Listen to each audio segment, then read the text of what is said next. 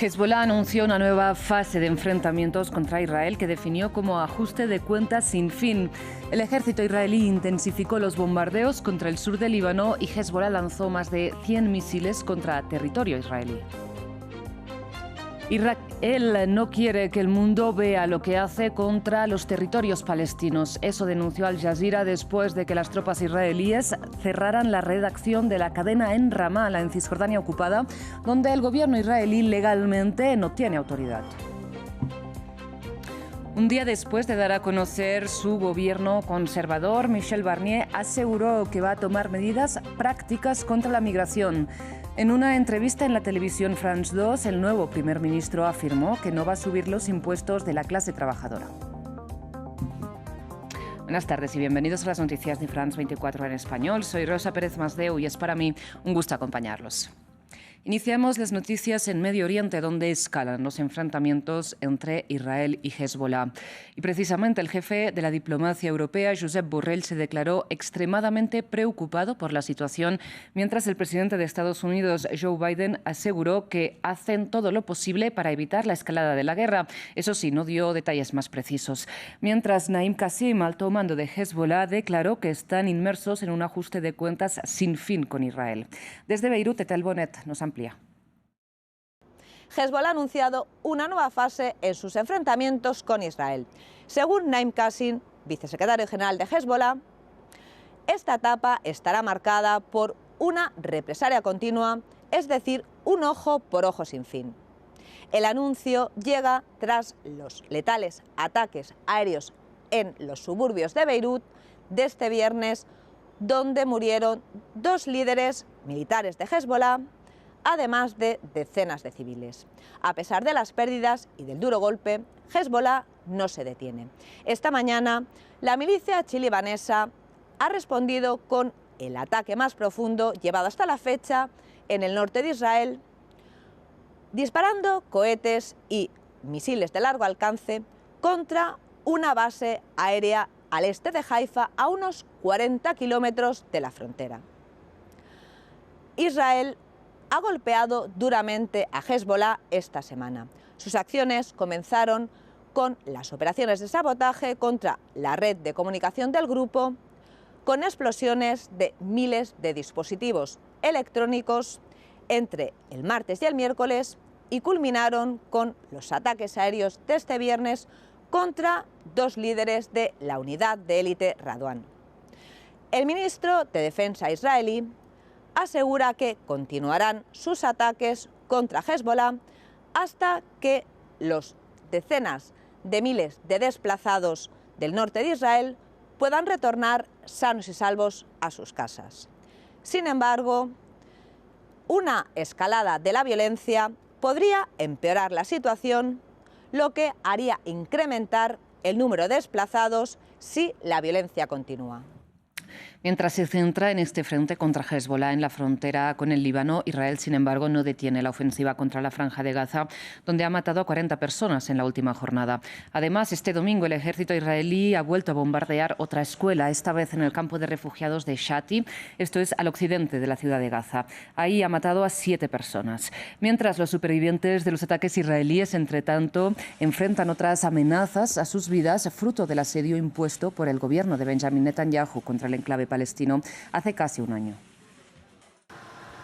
Además de la amenaza permanente de los bombardeos, miles de palestinos desplazados esperan cada día la llegada de alimentos y agua. En este campamento en Deir al-Balá, la mayor parte de los suministros llega a través de los envíos de ayuda que han ingresado al enclave en los últimos meses. A menudo, las familias tienen que esperar durante horas haciendo cola para conseguir agua y las peleas y discusiones suelen estallar cuando llegan los escasos alimentos. La vida aquí es muy difícil. Sufrimos en todos los aspectos, desde el suministro de nylon, tiendas de campaña, agua y alimentos. Hoy recibimos alimentos de caridad, que algunos días no son buenos, pero gracias a Dios nuestra situación es mejor que otras. El agua está disponible durante una hora y se corta durante otra. Un sufrimiento que solo Dios conoce, todo un año de sufrimiento. El conflicto ha dejado a desplazados al 90% de los palestinos en Gaza, según Naciones Unidas. A estas condiciones de vida se suman los elementos. Más al sur, en Khan Yunis, las tiendas de campaña resultaron dañadas por las primeras lluvias torrenciales del otoño. Estábamos durmiendo cuando la lluvia nos ahogó. Quería preparar la masa, pero se estropeó. Estamos esperando que la agencia UNRWA nos dé. ¿Hasta cuándo debemos esperar? ¿Hasta que nos ahoguemos y nuestros hijos mueran? No tenemos dinero para comprar tiendas. Apenas comemos y alimentamos a nuestros hijos. No tenemos ropa, huimos sin ropa que ponernos. Palestinos temen que el invierno y las lluvias traigan más miseria a quienes se alojan en carpas y tiendas de campaña improvisadas. La ofensiva de Israel, lanzada después del ataque de Hamás del 7 de octubre, ha matado a más de 41.400 palestinos, la mayoría civiles, según el Ministerio de Sanidad local. Y en otro frente, el ejército israelí irrumpió en plena noche en la redacción de Al Jazeera en Ramallah, en Cisjordania ocupada. Las tropas ejecutaron así la orden del gobierno de Benjamin Netanyahu de cerrar la cadena al menos durante 45 días, acusando al medio de altavoz del terrorismo. Al Jazeera señala que Israel lo que no quiere es que el mundo vea lo que hace su ejército en los territorios palestinos, y el Comité para la Protección de los Periodistas declaró textualmente que los esfuerzos de Israel por censurar Al Jazeera socavan gravemente el derecho público a la información. Es un nuevo episodio de acoso del gobierno de Netanyahu contra Al Jazeera. A las 3 de la madrugada del domingo, soldados israelíes fuertemente armados ingresaron en las oficinas del medio en Ramallah. Ordenaron al jefe del buró cerrar las instalaciones de inmediato y a los periodistas abandonar el lugar, llevándose solo sus pertenencias personales, como lo muestra este intercambio entre el jefe del buró de Al Jazeera y los soldados israelíes. ¿Cuál es la razón? Está escrito en la decisión. Dame una copia. Por supuesto, te la entregaré. Para más preguntas, acude al comandante militar. ¿Cuánto tiempo tenemos? 2 minutos. Esto es un ataque flagrante contra Al Jazeera y la libertad de expresión, cuyo objetivo es ocultar la verdad. Israel acusa a Al Jazeera de apoyar a lo que llama terrorismo. En mayo ya había ordenado el cierre de sus oficinas en Israel. El gobierno ha aprobado por unanimidad el cierre del canal de propaganda de Hamás Al Jazeera. Estamos ejecutando las órdenes. Periodistas de Al Jazeera han sido objetivo de ataques, incluso fueron asesinados, como en los casos de Shirin Abu Akleh, Samer Abu Daqqa, Ismail al-Ghul y Rami al-Rifi. La orden de cierre provino de la autoridad militar israelí, a pesar de que la oficina se encuentre en Ramallah, en la zona A de Cisjordania ocupada, bajo control palestino según los acuerdos de Oslo. Al Jazeera es uno de los medios más influyentes del mundo árabe, conocido por su fuerte enfoque en la causa palestina. La autoridad palestina condenó la operación calificándola como una grave violación de la libertad de informar. Cambiamos de información, vamos a Irán, donde 51 personas han muerto y otras 20 han resultado heridas. Esto en una explosión de gas en una mina de carbón al este del país. El accidente se produjo a raíz de una fuga de gas metano en 2 bloques de la mina. Mineros lloran mientras recuperan los cuerpos de sus compañeros muertos. Más de medio centenar de personas fallecieron tras una de las peores catástrofes mineras de Irán. El gobernador de la región confirmó que cerca de 70 personas trabajaban en la mina en el momento de la explosión. Estábamos en el taller y de repente vimos que salía humo y no podíamos respirar. Salí corriendo del taller y logré escapar, pero algunos de mis amigos no pudieron hacerlo. Las autoridades creen que la explosión del sábado fue causada por una fuga de metano. El presidente iraní Masoud Pezeshkian dijo que su gobierno estaba investigando el incidente. He hablado con los ministros de Sanidad, País e Industria. Estamos siguiendo este asunto muy de cerca. Hemos acordado que esto sirva de lección y que, a partir de ahora, las minas de nuestro país dispongan de un medio para prevenir este tipo de accidentes. Los medios estatales iraníes citaron al fiscal Aline Saei, quien declaró que la acumulación de gas en la mina dificultó las operaciones de búsqueda. Aunque el metano no es infrecuente en las minas de carbón, las modernas medidas de seguridad impiden accidentes como este.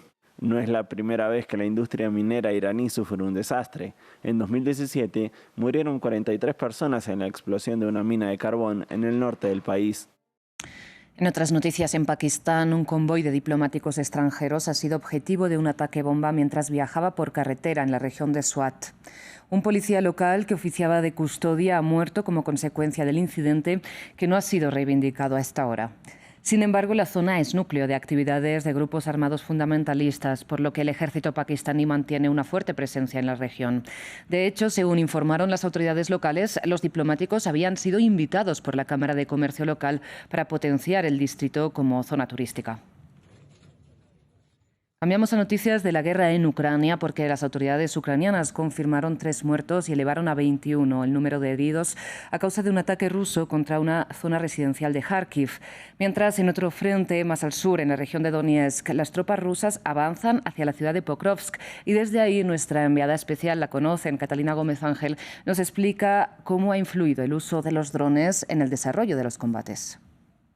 El paisaje de la guerra en Ucrania ha cambiado enormemente desde el comienzo de la invasión a gran escala y una de las razones por ese cambio es la aparición de los drones, y no solamente esos drones comerciales normales que estaban desde el comienzo, que ayudaban a vigilar todo el territorio, sino otro tipo de drones como los FPV, por ejemplo, los drones kamikazes que realmente se inmolan en carros como estos cuando están en el frente de batalla. Y una de las razones para que todo cambie es que hay que parar esos drones, hay que derribarlos y evitar que lleguen a destruir cualquiera de estos vehículos. Entonces, por ejemplo, en cada uno de estos carros que vemos en las cercanías del frente hay aparatos similares a estos. Algunos tienen más antenas, otros tienen menos antenas, pero básicamente hacen la misma misión, y es derribar esos drones o impedir que se acerquen a estos coches cuando van en el trayecto. Y lo mismo hacen los soldados.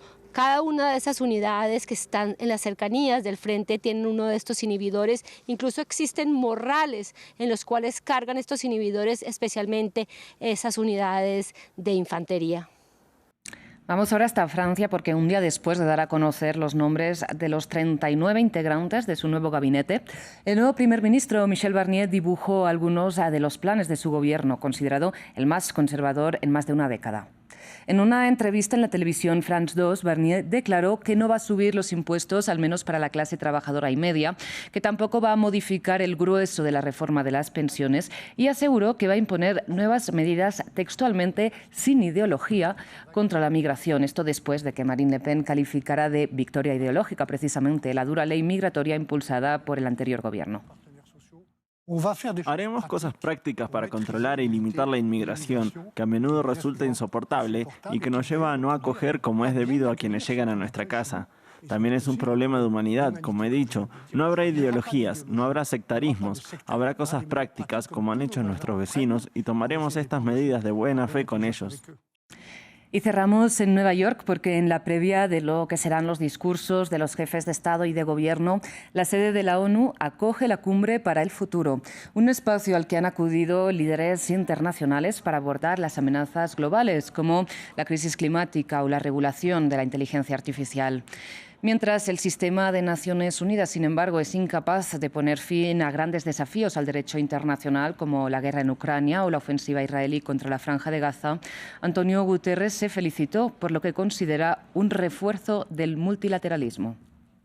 Our world is going through a time and turbulence. Nuestro mundo está atravesando un periodo de turbulencias y de transición, pero no podemos esperar a que se den las condiciones perfectas. Debemos dar ahora los primeros pasos decisivos para actualizar y reformar la cooperación internacional y hacerla más interconectada, más justa y más inclusiva. Y hoy, gracias a sus esfuerzos, hemos abierto excelencias, señoras y señores, el Pacto para el Futuro, el Pacto Digital Mundial y la Declaración sobre las Generaciones Futuras, los mejores caminos hacia nuevas posibilidades y oportunidades.